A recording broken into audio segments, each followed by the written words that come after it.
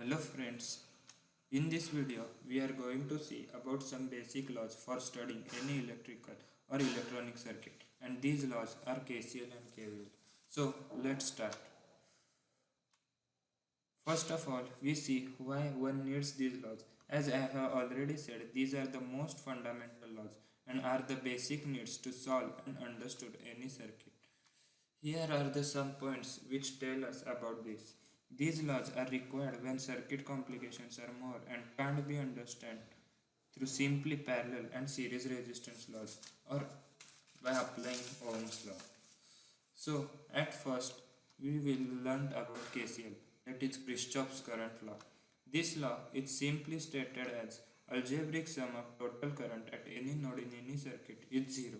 We can understand this situation by taking the example of any water distribution system, like one present in our home. We know that there is one main pipe through which water is brought from the overhead tank to the ground level, and then through various pipes it is brought to different places like kitchen, bathroom, etc.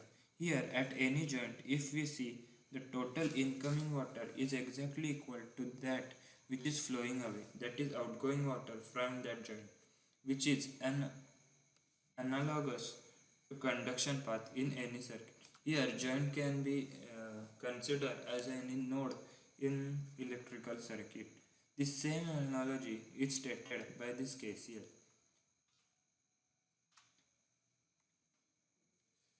Now let us see the sign conventions which one has to consider while applying this KCL. These are very easier ones. Remember this. Remember, we should consider incoming currents as positive and outgoing currents as negative while applying this sign convention. So here I1 and I2 should be the positive, and I3 and I3, I4 and I5 should be considered as negative. So by applying KCL, we have total incoming current is equals to total outgoing current. That is, I in is equals to I out. So I1 plus I2 is equals to I3 plus I4 plus I5 at any junction. So now let's see an example which uses these sign conventions. Here the task is to find the current I in this network of conductors. As we can see, there are three incoming currents which are of 15 ampere, 3 ampere and 5 ampere. Here the only outgoing current is I. So by applying KCL, we have in total incoming currents is equals to total outgoing current. So here we get 15 ampere plus 3 ampere plus 5 ampere is equals to I. That is, I is equals to 23 ampere. So now let's see the next law, which is KVL, that is Kirchhoff's voltage law. This law states that the potential drop, sum of all potential drops and EMFs along any closed loop is zero. That is, summation of IR is equals to summation of EMFs. To understand this, we again take an example of water distribution system. In our home, the head tank is considered as at higher potential, and that is a positive potential. The same work is done by the sources of EMFs in our electrical circuit. When we turn on any tap in our home, potential water potential gradually drops as water flows through the pipes and finally becomes zero when water reaches to the ground level. This is much analogous to current flowing through any loop from positive to negative potential voltage. Like KCL, in KVL also we have to consider some sign convention. So to apply KVL, first of all we have to mark the polarities like one that are marked in this circuit, and we also have to assume the direction of current. This direction of current can be clockwise or anti-clockwise. To understand these sign conventions more clearly, let's see an example. Here we have to find the currents in all branches of circuit.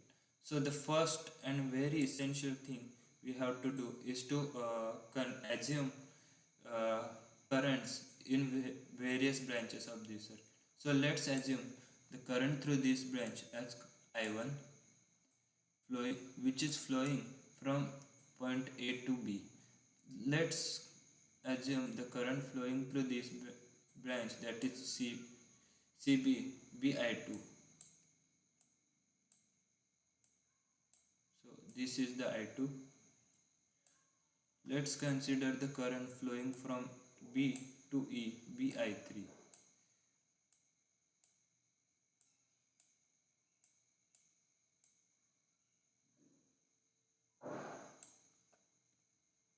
Now we have to mark the polarities of potentials at various points. So let's as this the terminal of resistors R1 near to the egg is connected to positive terminal of a battery. We indicate this as positive and the opposite terminal as negative one. Similarly, we will follow the same procedure in loop A, B, E, F, A. So this terminal will be positive and this will be the negative. Similarly, in loop C, B, E, D, C, we get this terminal as positive and this terminal as negative. So by applying KVL in loop ABEFA, we get total summation of EMFs is equals to summation of IR drops. That is VR1, which is potential drop across resistance R1, plus VR3, that is potential difference across R3, is equals to 20 volt. That is V1, the supply voltage. So we get I1R1 plus I3R3 is equals to 20. That is V1. So substituting values, we get 12I1 plus 6I3 is equals to 20. On solving this, we get 6I1 plus 3I3 is equals to 10. So we have at point B, by applying KCL, we get I3 is equals to I1 plus I2. So substituting this value of I3, we get 6I1 plus 3 into bracket I1 plus I2 is equals to 10. On solving this, we get 9I1 plus 3I2 is equals to 10. Let be this as equation 1. So now in loop CDEBC, we get V2 is equals to VR2, that is voltage drop across resistance R2, plus VR3, that is voltage drop across resistance R3. So we by substituting values, we get 25 is equals to 4R2 plus 4I2 plus 6I3. So on solving this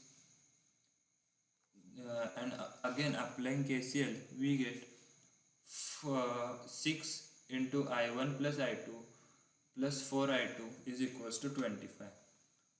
So the final equation becomes 6I1 plus 10I2 is equals to 25.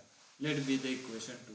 So on solving these two simultaneous equations, that is equation 1 and 2, we get current I2 is equals to 55 by 24, which is equals to 2.29 ampere.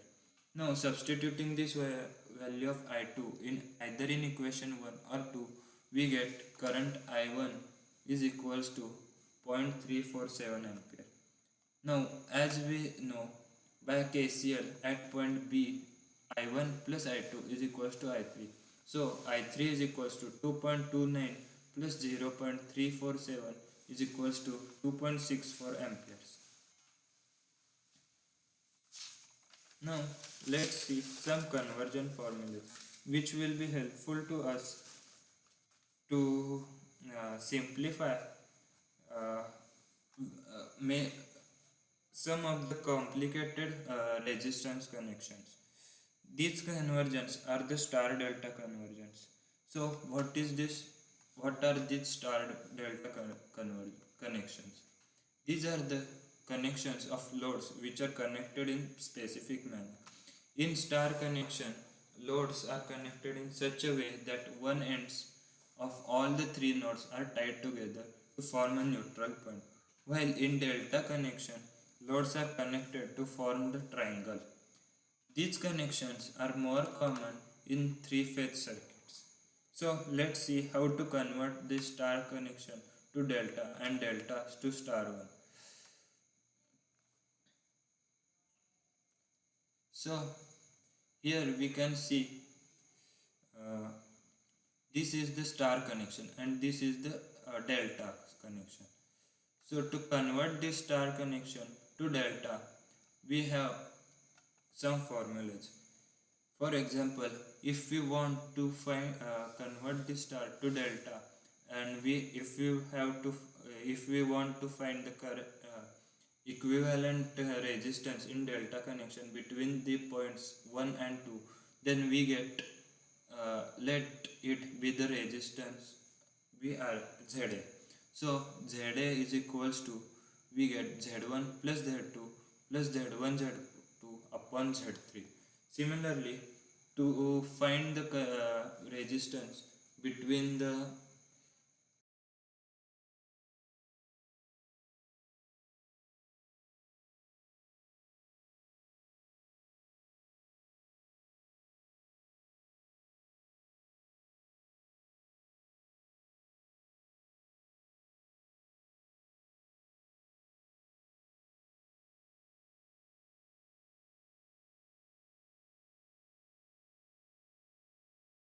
learnt it by or by heart it. So thank you guys.